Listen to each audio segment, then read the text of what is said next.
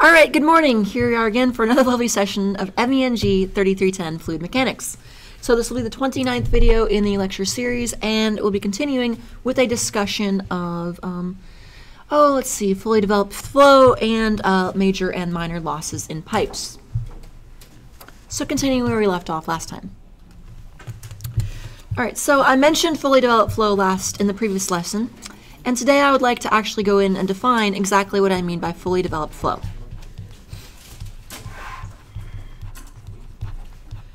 What do I mean when I say something is fully developed flow? Well, obviously I mean flow that is fully developed, but what does that actually mean? So consider a tank of water here, or a tank of really any fluid. And if we consider a tank of fluid, and let us say this tank of fluid is filled with, well, obviously some fluid, and there'll be some pressure down from hydrostatic pressure here. Now, let's think about this. Consider this. Now, as we've established previously, if we have a long pipe, we'll draw kind of a looping pipe so I give myself more space to draw things.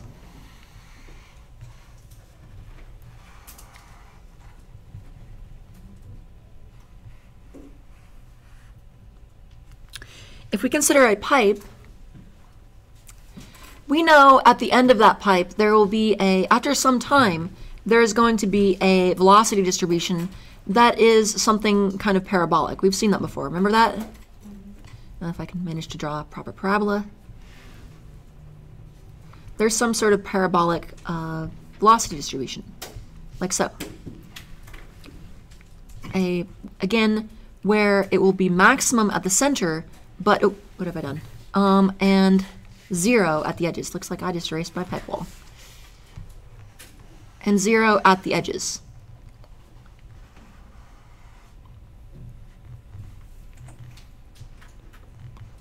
And zero at the edges. So velocity is maximum at the center and zero at the edges. And usually, at least for the case of typical fluids, it's going to be a parabolic velocity distribution. Same thing here, you would have a parabolic velocity distribution. But it doesn't originally start this way. When the fluid first enters from the container, from the vessel, there's actually a uniform distribution. So it actually starts out uniform, with a uniform velocity, except maybe right at the edges. So you again, right here, it enters with uniform velocity. Then after some time, only after some time, does it develop this kind of parabolic distribution here. And in the middle, there's going to be sort of a intermediate zone where it still has some non-zero value at the edges, and then it's sort of slowly turning into a parabola as you go across. So there is a certain distance or a certain range that is required to develop full flow. And so again, you start with a pure linear velocity distribution, but eventually you end up with a fully parabolic, and we call this the entrance flow region. So again, you get there's a region where flow is developed, and you get something like this, which there is a region that we refer to as the inviscid core, which is the region inside the pipe that is not fully developed. So initially there is no viscous force. So again, what is slowing this down what is slowing the pipe down, the water down, and making it develop this parabolic distribution are the viscous forces in the wall. So the viscous forces slowly move inward and outward. They slowly move from the outside to the inside. But in this zone in the middle, this is the inviscid core, where where there has not been enough distance for the viscous forces to really affect things yet.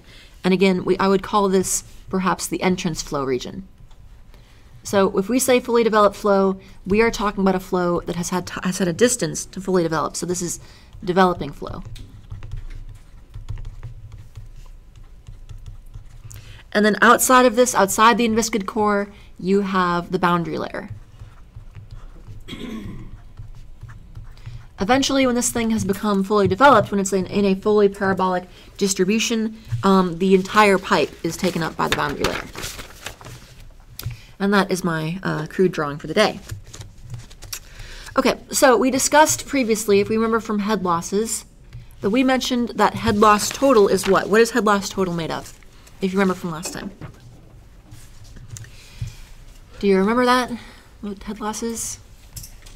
Well, head loss is going to be made from head loss major. Yeah, major and minor, yes. Plus head loss minor. Again, this is primarily due to pipe friction or other forms of viscous friction, and minor is from primarily things like elbows, valves, etc. So let's learn how to calculate, let us consider how to calculate major head loss. So let's look at major head loss now.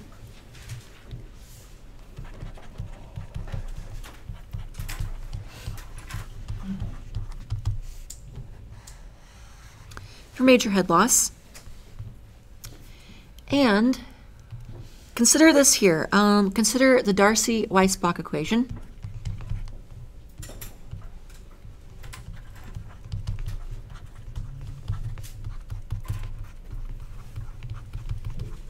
Consider the Darcy Weisbach equation. And this equation is going to say that head loss major is equal to FL V squared FL over D times V squared over 2G. And we will discuss this more later on, some other interesting aspects of this. But this produces some issues that we'll see. FL V squared over 2G. So most of these things are fairly straightforward. But F is what's going to be known as your friction factor. It is a property of the pipe material, and it's basically a function of the material, the surface properties of that material, the surface roughness, and also the fluid that's flowing through it. So friction factor, it's really just the constant of the equation. Well, L is length, the length of the pipe that you have fluid flowing through. D is your diameter. D is your diameter, V is your velocity, and G is obviously acceleration due to gravity. Gravitational acceleration.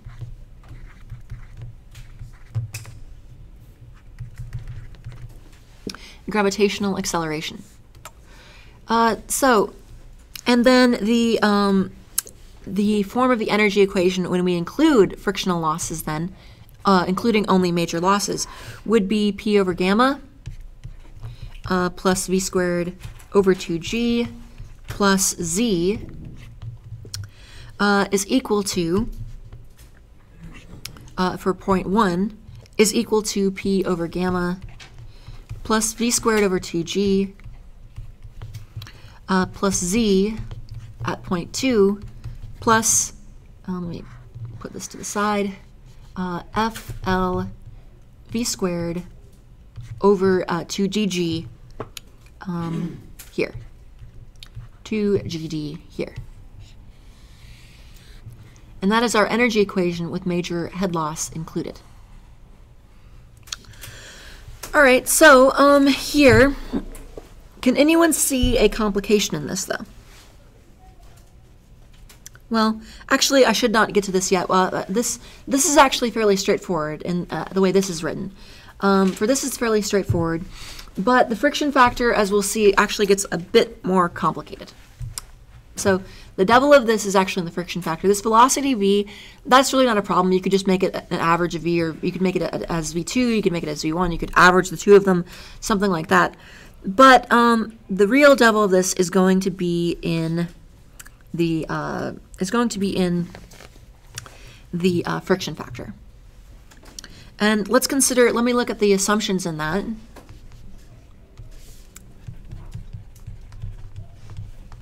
Let's consider the assumptions built into this. Assumptions. Again, we are assuming fully developed flow. We're not necessarily assuming laminar flow though. But we are assuming fully developed flow.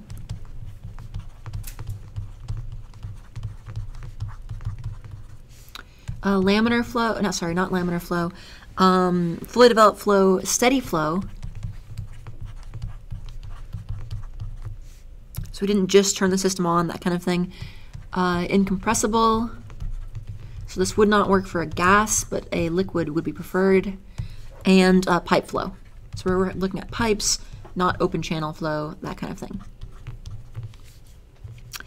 And let's see here. However, the pressure drop from 1 to 2 does have a relationship here. So consider this. The pressure drop, and we're also assuming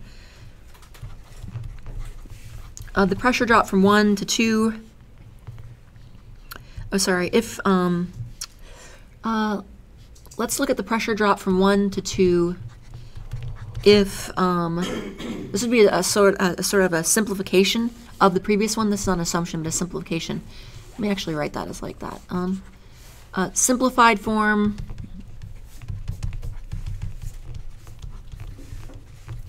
If Z1 equals Z2 and V1 equals V2.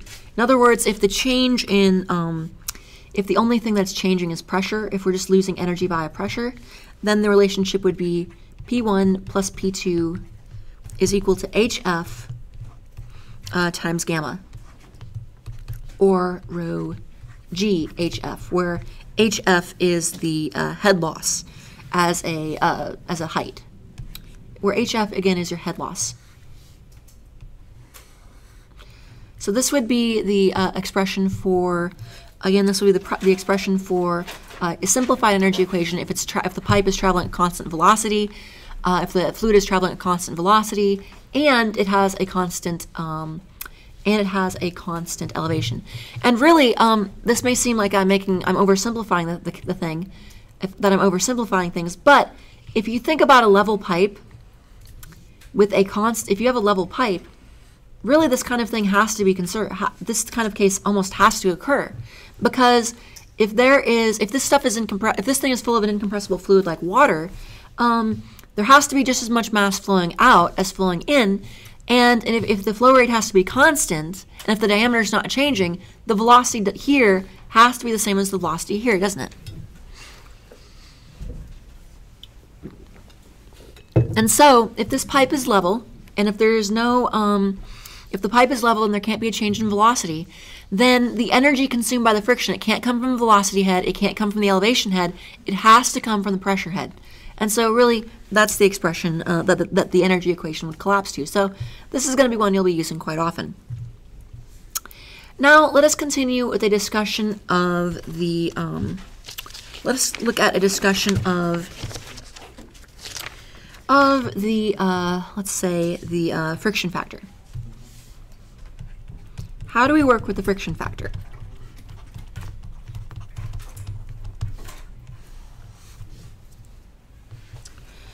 So here, let's consider the case of both laminar flow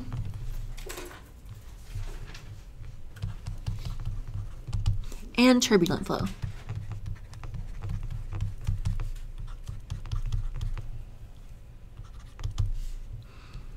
And turbulent flow.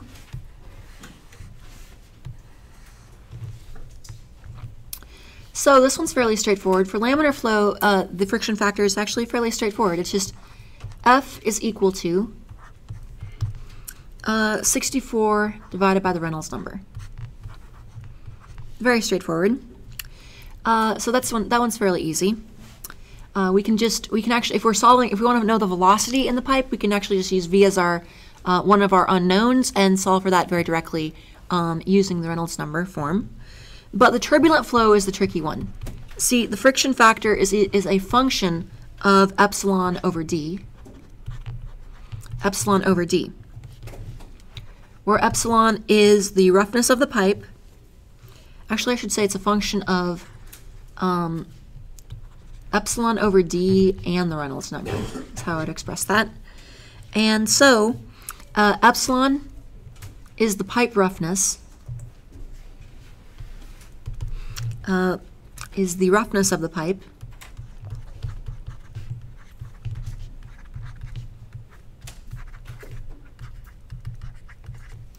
And d is the diameter. And roughness, that is actually a something that is measured or determined experimentally. It's a property of the surface roughness. So something like a cast iron pipe would have a very high roughness, while something like a highly polished stainless steel pipe would have a low roughness number. It's sort of a measure of the average bumpiness, for lack of a better word. And of course, Re is our Reynolds number.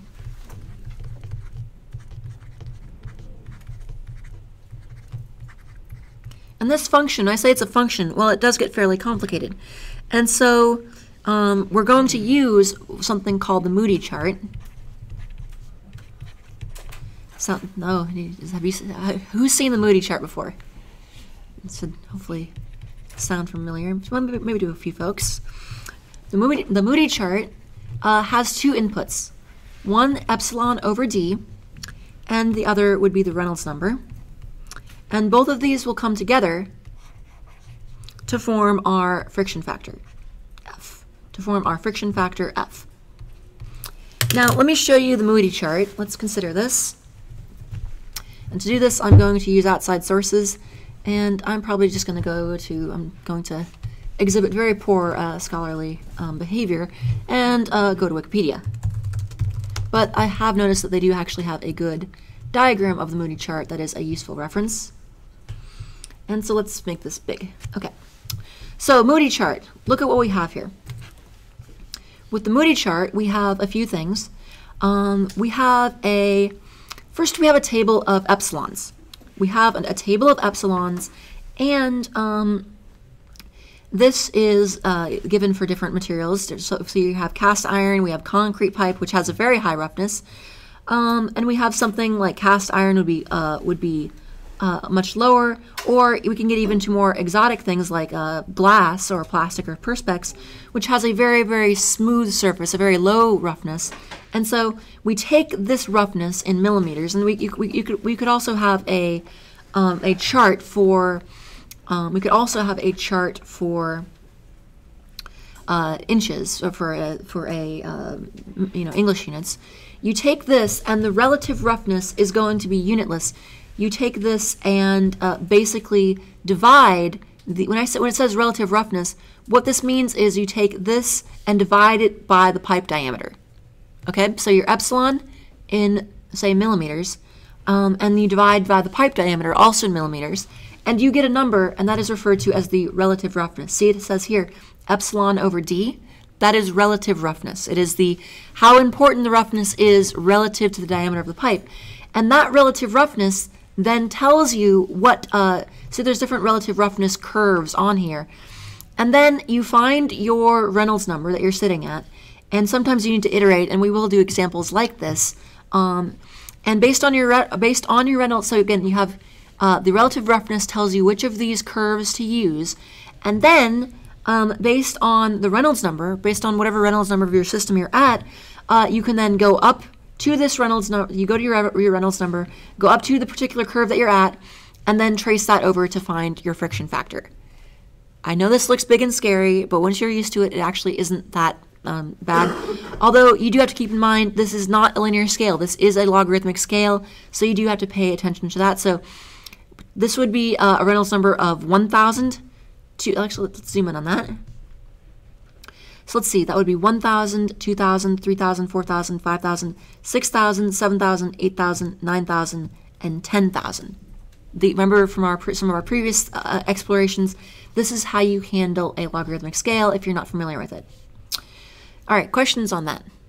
Again, went through that fairly quickly, but there is a copy of the Moody Chart in your textbook, or you can find it in the FE manual, or you can always find the one on Wikipedia. That one is pretty decent. And I like using that one on this video because it is a nice open source material. All right, so let us look at an example first with laminar flow. Okay, so examples with laminar flow.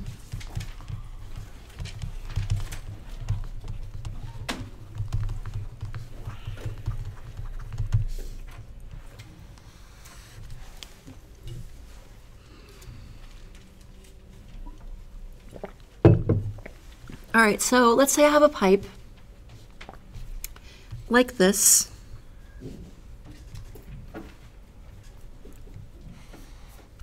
Let's say I have a simple level pipe,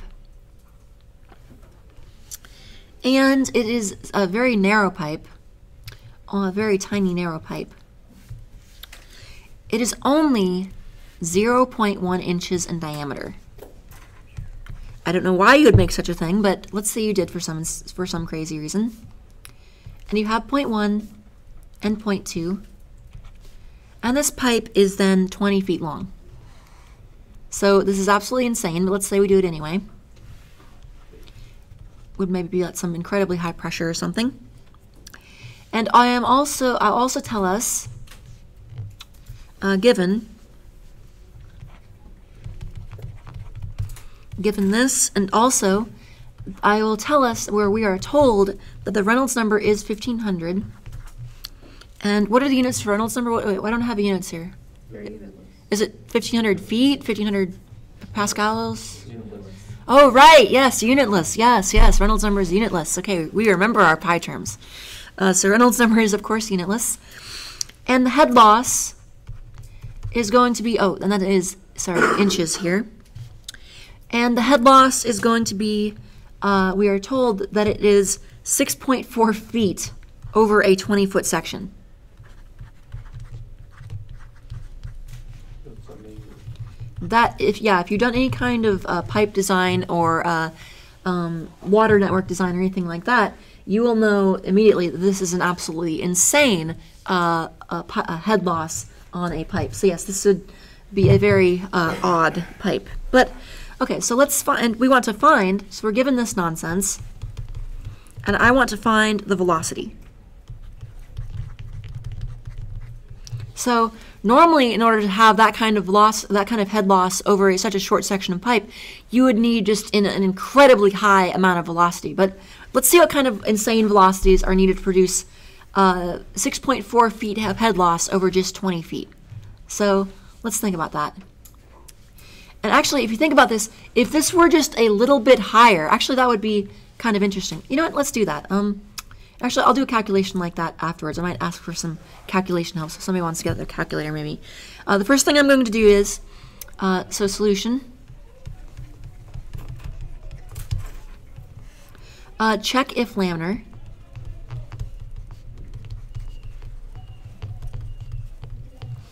Check if laminar. So that's the first step. And I'm going to do that by looking at the Reynolds number. Well, Reynolds number is 1500, and this is less than 2100, therefore laminar. Therefore laminar. And then the friction factor will be fairly straightforward.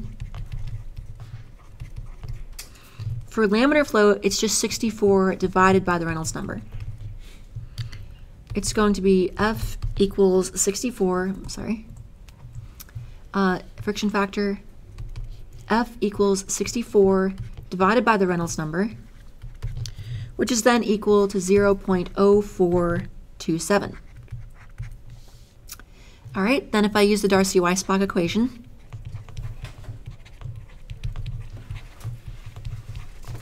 Darcy Weisbach here,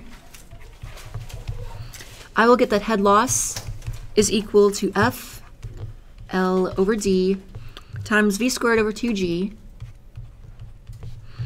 And then if I plug in values, I can say 6.4 feet equals 0.0427, our friction factor, times 20 over the diameter of 20 feet over 0.1 over 12 feet, times V squared over 2 times 32.2. if I solve for V, I will get that V is equal to an amazing 2.01 feet per second.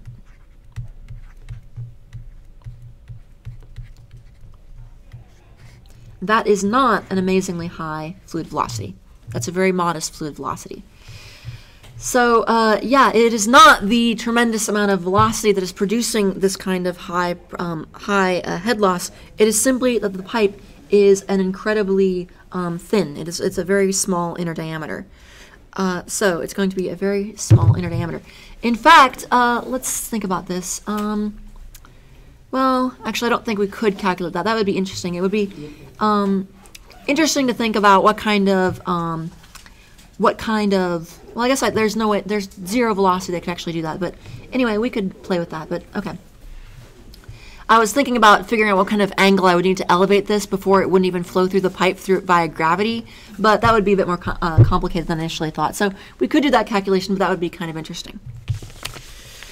Okay, so there is that here. Let's consider this maybe one more example. Another example. So now I have a pipe.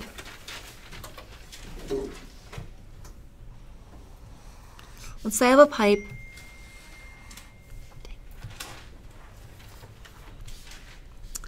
And I am told the flow rate of this thing and the diameter. So I know that the diameter is 0.25 feet. I have a level of pipe. And I also have Q. I have a flow rate in. Q equals a very minor flow rate of 0.01 cubic feet per second. Well, actually, that's per second, not per minute, so maybe it's not so low. And then I am also told that this is oil with a specific gravity of 0.9 and a kinematic viscosity that is new, that is not a velocity, that is new, of 0.007 feet squared per second. Feet squared per second.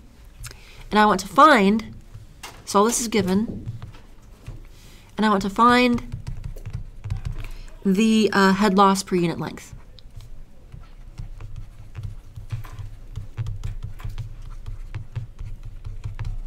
Which will be basically just per foot. So I'm looking for basically, well, it's actually going to be sort of something like foot per foot. It's going to be a very interesting unit, a foot of head loss per foot of pipe. So the actual loss would be unitless. But anyway, so let's work through this. I think I'll actually do this on the next slide, so I'm not cramming all of it in here. Solution. Well, I will say that HL, using the Darcy Weisbach equation, is equal to F times L over D times V squared over 2G. V squared over 2G. And first I need to get V if I'm going to make this work. Well, V is actually going to be fairly straightforward. I need to find V, the velocity. And I can just use Q equals VA. Or also V equals Q over A equals simply Q over pi D squared over 4. If you plug in both the flow rate and the diameter, you will get that the velocity is 0.2 feet per second. We have a velocity of 0.2 feet per second. Next, I need to find F based on flow type.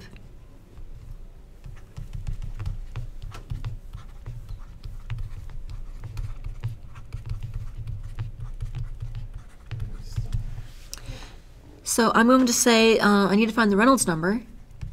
And for kinematic viscosity, it's simply VD over nu. So that's going to be 0.2 feet per second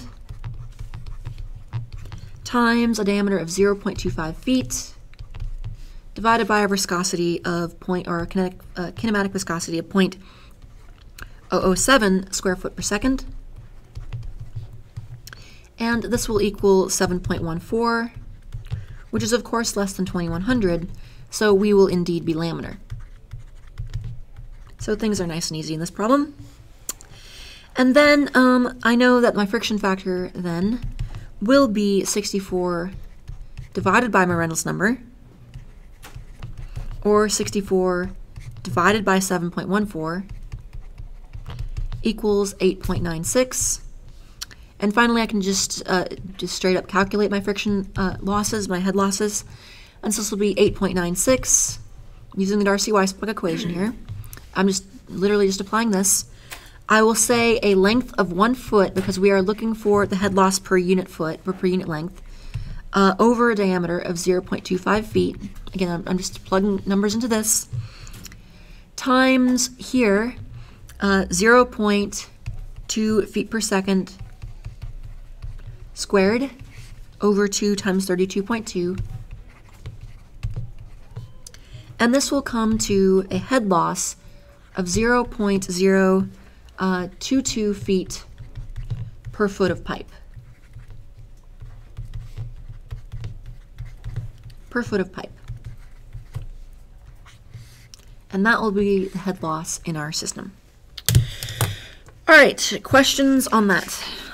So I just wanted to work through a couple examples of head loss. This is still laminar flow. We've looked at a few examples of laminar flow. Next time we'll be looking at some examples of turbulent flow. All right, but that will do it for today. Thank you as always, and I will see you